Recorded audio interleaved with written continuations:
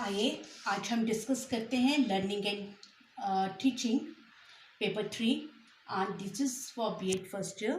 In this I am going to teach you social constructive theory. ये हमने बेटा unit number 2 से लिया है. बाकी जितनी भी हम थ्योरी थी like पेवलॉव, Thorndike, Skinner, we had already discussed in a detail.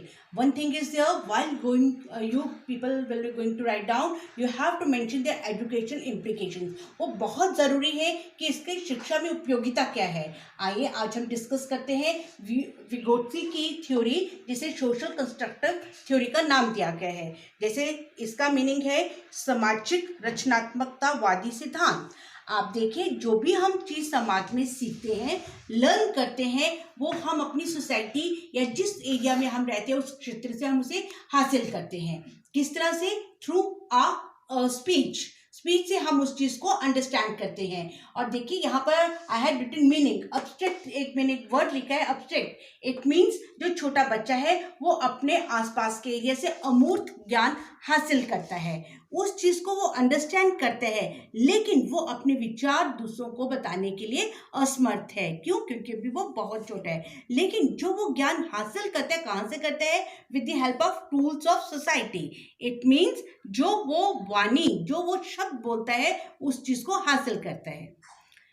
फिर यहाँ पर मेंशन किया गया है cultural meditation and interpersonal communication. जो वो बच्चा सीखता है वो कैसे करता है कि उन शब्दों को वो देखते हैं कि कल्चर मेडिटेशन, अपने ही कल्चर में वो लोग बातें कर रहे हैं, कम्युनिकेट कर रहे हैं अपने वाक्यों को, अपने शब्दों को. तो बच्चा धीरे धीरे उस चीज़ को गेन करने की कोशिश करता है. बच्चे में बहुत ज़्यादा क्यूरियोसिटी होती है. I had written one word here, internalization. It means to knowing. कोई चीज़ कैसे होती है, बच्चे में हमेशा एक क्यूरियोसिटी रहेगी. How it's happen. वो बहुत ऑब्जर्व करता है कि जब उसका फीडिंग का टाइम है, उसकी बॉटल या उसके कप में दूध को डाला जाता है, वो ऑब्जर्व कर सकता है, लेकिन वो उस कार्य को नहीं कर सकता. ये क्यों नहीं कर सकता? क्योंकि बच्चा बहुत छोटा है. या एक और एग्जांपल मैं आपके साथ डिस्कस करती हूँ. छोटा बच्चा जो है उसे बहुत क्यूरियोसिटी रहती है बाइक या एक्टिवा वगैरह पर बैठने की. जब उसे बिठाया जाता है, वो आगे से दोनों हैंड्स को कस के पकड़ लेते हैं कि वो गिर ना जाए. कहाँ से उसने सीखा है? Through society. लेकिन वो चीज़ें वो बोल नहीं सकता. क्यों? क्योंकि आइए देखिए, I had written here one word thoughts. सबसे पहले वो सोचता है, कुछ भी चीज़ों को सोचेगा, फिर धीरे धीरे वो स्पीच में चेंज होता है, वाणी में चेंज होता है. वो वाणी कहाँ से होती है? एक उसकी इनर स्पीच है और एक्सटर्नल और नॉर्मल स्पीच. पहले वो जो भी चीज़ों को सोचेगा, थॉट्स को सोचेगा, वो धीरे धीरे वाणी में बदलते जाएंगे. वो जो वाणी है वो फिर अपने मन में उन चीज़ों को सोचता है, और जितना बाहर का एनवायरनमेंट है, एक्सटर्नल एनवायरनमेंट है, उसके साथ वो इंटरचेंज करता है उन चीज़ों को. अकॉर्डिंग टू विगोत्सी, अब देखिए बच्चा जो है वो अपनी नॉर्मल स्पीच में चेंज कर रहा है उस चीज़ को, लेकिन उसकी स्पीकिंग पावर कैसे बढ़ेगी? Here it is by social communication और इनर स्पीच. जो बच्चा है वो भाषा को, बोली को कहाँ से सीखेगा? Social communication. जब वो उस समाज में रहकर सबके साथ कम्युनिकेट करेगा और उन विचारों को वो इनर स्पीच अपने मन में सोचेगा, तब उस चीज़ को वो हासिल कर सकता है. तब उसे अपने एरिया की लैंग्वेज, उसकी भाषा समझ आएगी. ये आप फैमिली का भी कह सकते हैं, यहाँ पर आप स्कूल का भी कह सकते हैं कि जब बच्चे एक अलग से एनवायरनमेंट से आता है और स्कूल में जाता है, तो वहाँ का जितना भी स्कूल में जितना भी सर्कल एक बन जाता है, वहाँ का सोशल कम्युनिकेशन टोटली डिफरेंट होगा, घर का टोटली डिफरेंट होगा. लेकिन अब आइए अब हम इसे सीखते हैं कि जब भी कोई चीज़ को लर्न करते हैं, किस तरह से करते हैं. Here it is 3 types. First is imitative learning. ये कौन सी लर्निंग होती है बेटा? इसमें ये बच्चा जो है नकल करना, उसे नहीं आता है, कॉन्सेप्ट क्लियर नहीं है, वो नकल करना चाह रहा है, तो वो क्या करेगा? जल्दी से उसे सीखने की कोशिश करेगा.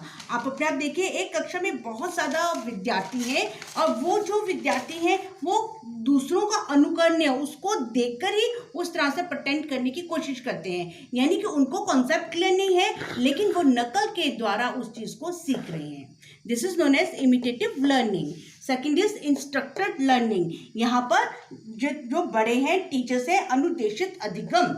यहाँ पर कैसे होगा कि टीचर ने जोर से कोई भी इंस्ट्रक्शंस दी, बच्चे ने उस चीज़ को अंडरस्टैंड किया और पहले उस चीज़ को सोचा और उसके बाद उसे इम्प्लीमेंट किया, यानी कि उस चीज़ को अपने विचार रखे भाषा के द्वारा, तो उसे हम कहेंगे इंस्ट्रक्टेड लर्निंग। थर्ड इज जो बच्चे अपने ग्रुप में सीखते हैं सहगामी अधिगम, यहाँ पर ये है सहगामी अधिगम, यानी कि अपने पीयर ग्रुप में सीखते हैं। आप देखिए बच्चा बहुत जल्दी उस चीज़ को लर्न कर लेते हैं। क्यों लर्न कर लेते हैं? क्योंकि they are in the same group. On the other hand their language, जो वो भाषा बोल रहे हैं वो भी इतनी ईजी या वो टिपिकल होगी कि बच्चा उस चीज़ को अंडरस्टैंड कर लेता है। तो यहाँ पे 3 तरह की बताई गई है, imitative learning, instructed learning and cooperative learning. यहाँ पर हमें विगोत्सी ये बताना चाहता है कि जो भी बच्चा है सोशल कंस्ट्रक्टिव के थ्रू, यानी कि उसकी 4 सोर्सेज है, मेन क्या है, learners spread their knowledge themselves, ज्ञान की संरचना स्वयं करना। बच्चे ने इन्वायरमेंट से उस चीज़ को समझा है लेकिन उसकी रचना कर रहा हो, जैसे इसके नेम से इंडिकेटेड है सोशल कंस्ट्रक्टिव। बच्चा ज्ञान को समझ गया है लेकिन उसकी रचना वो स्वयं कर रहा है। सेकंड उसने ये कहा है learning also moves to progress, जो लर्निंग है वो हमेशा हमारे विकास की ओर जाती है अकॉर्डिंग टू विगोत्सी। और विकास कैसे होता है बेटा? जब भी आप कोई चीज़ सीखेंगे आप देखिए आप हमेशा डेवलपमेंट की तरफ जाते जाएंगे। थर्ड उसने ये कहा था, विगोत्सी ने ये कहा है कि अगर लर्निंग और जो ये मेंटल हेल्थ है, लर्निंग से मेंटल हेल्थ बहुत ज़्यादा इंप्रूव होती है। हम भी इस बात से बिल्कुल सहमत हैं कि अगर आप सेल्फ लर्निंग करेंगे, किसी चीज़ को एनालाइसिस करते हैं, आप देखिए आपकी लर्निंग जो बहुत ज़्यादा स्ट्रांग होती जाती है। वो कब होगी? जब आप उसको गहराई से समझने की कोशिश करेंगे। इसके अलावा अगर हम देखें मानसिक विकास में जो भाषा की केंद्रीय भूमिका होती है वो बहुत अपना इम्पॉर्टेंट रोल प्ले करती है, यानी कि विचार तो आपके माइंड में आ गए हैं लेकिन वो किस तरह से इम्प्लीमेंट होंगे ये भी बहुत एक इम्पॉर्टेंट रोल प्ले करती है। Now we will discuss concept of zone of proximal, जिसे ZPD का नाम विगोत्सी ने दिया है। ये होता क्या है? ये वो चीज़ है बेटा जहाँ पर बच्चे का जो है कि वो हर कार्य करना चाहता है, बच्चा जो है भली प्रकार से हर कार्य करना चाहता है और उसको वो अपनी तरफ से तो बहुत हाई लेवल पर कर रहा है लेकिन वो लोएस्ट लेवल को मेंशन कर रहा है। क्यों? क्योंकि उसको उस चीज़ का प्रॉपर नॉलेज नहीं है। जैसे स्कूल में बच्चे आते हैं और मैथ्स की क्लास चल रही है, टेबल्स उन्हें नहीं आते हैं, टीचर फिर भी उन्हें बता रही है, इसी 60 में से हार्डली 10 बच्चों को टेबल्स आते होंगे, they are doing their level best but others are showing their lower level. जो दूसरे बच्चे हैं वो लो लेवल शो कर रहे हैं जिसे हम कहेंगे ZPD।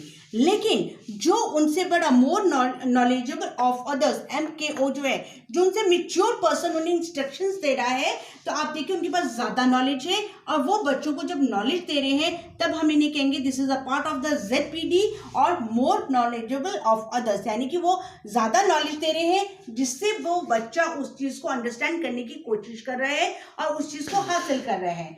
In my next video, we will discuss tools and symbols in development. Hopefully, you will understand this. Thank you very much.